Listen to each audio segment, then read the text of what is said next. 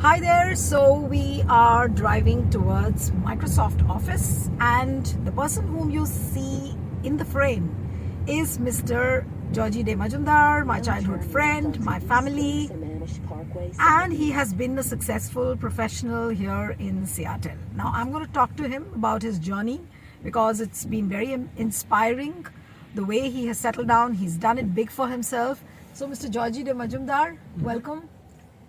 And welcome to Seattle. Welcome to United States of America. Thank you so much. And I really want to discuss with you as to what made you bring yourself to Seattle actually. Well, truly speaking, it is definitely Microsoft, which was my passion since I was in college. And in fact, I was one of the very few Microsoft certified since 1999 with an hope and aim that one day I will work at Microsoft. So this dream came true in 2004 when I first landed in Seattle. Before that, I have worked in many companies and many cities. However, after coming to Seattle, this became my home, and I just, And you've been here since how long?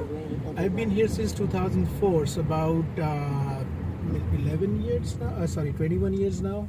Okay, 21 years. Yes. So now, with Donald Trump now talking about H1-B visa, he's hiked the fee.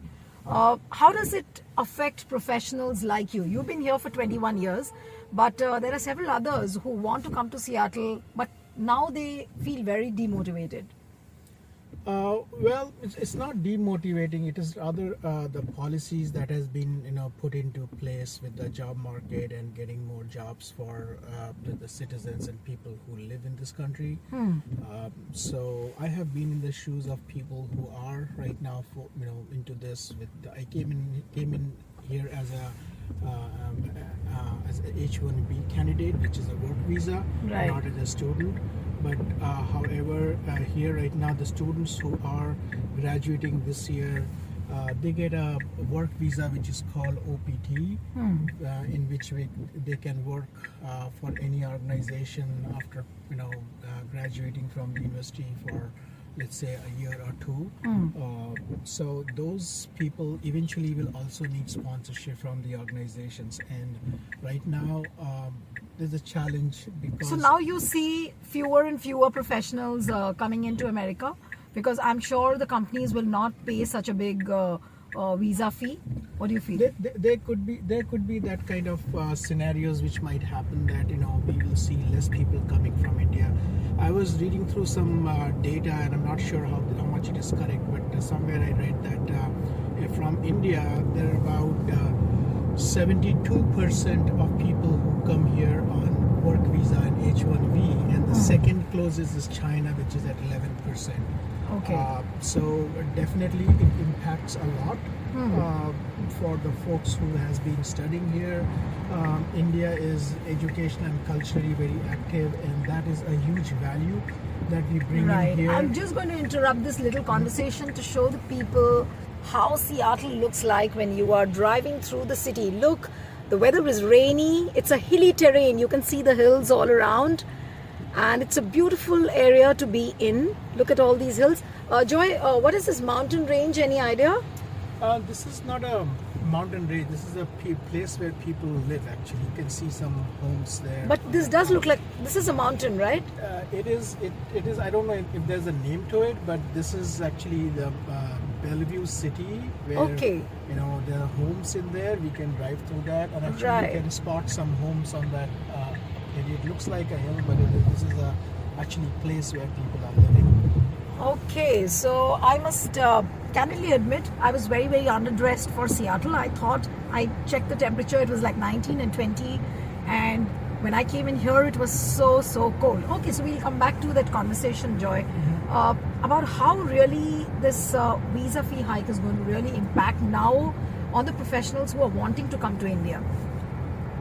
So the visa fee, which is like 100K, every company has to pay for it. So which is a big number for any organization to spend.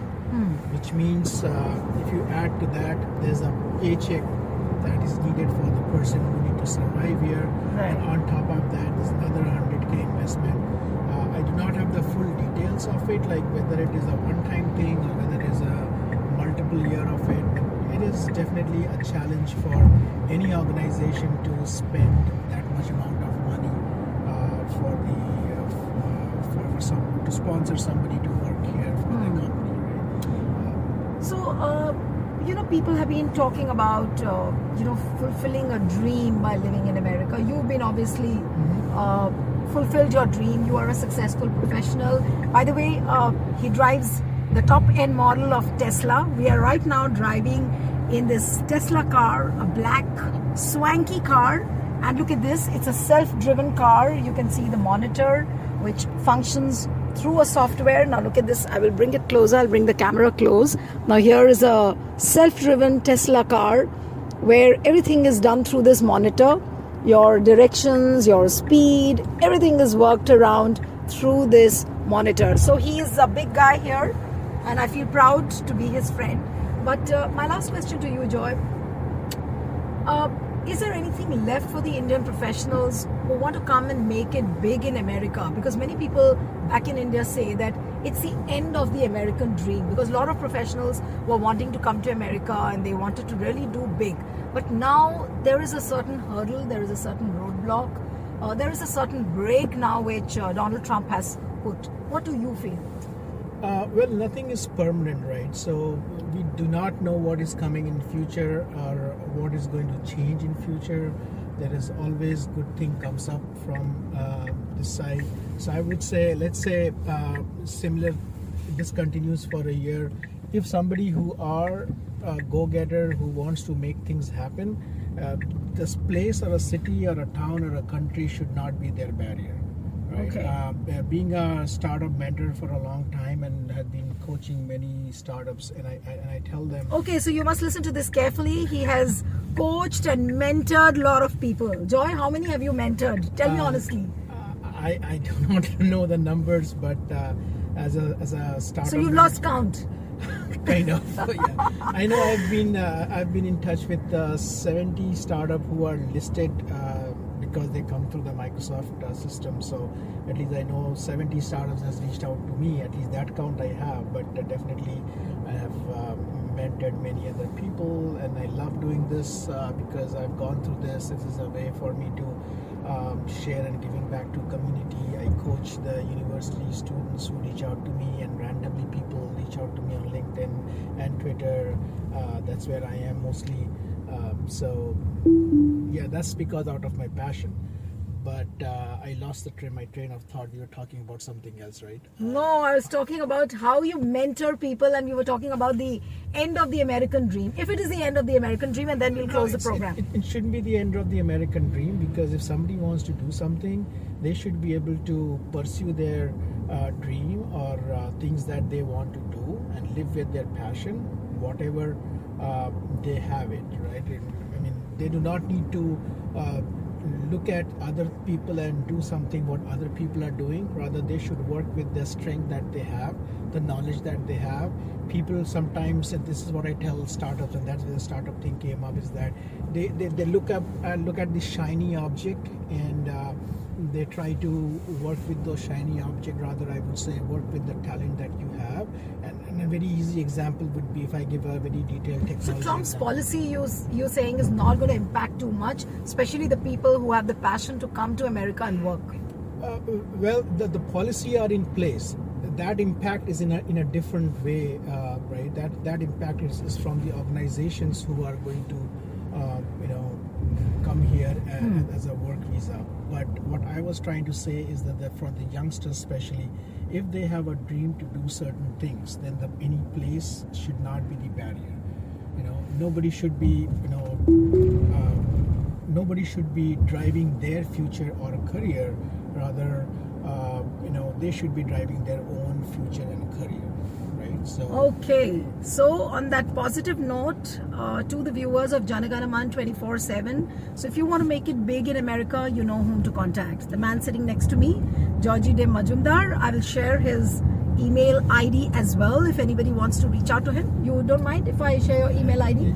it would be better if they reach out to me at Twitter. Okay, so you can reach out to him at Twitter. So I will paste his Twitter LinkedIn. ID or the X ID and the LinkedIn ID. You can reach out to Georgie De Majumdar. Don't forget, he's a big man here and my proud friend. Thank you so much.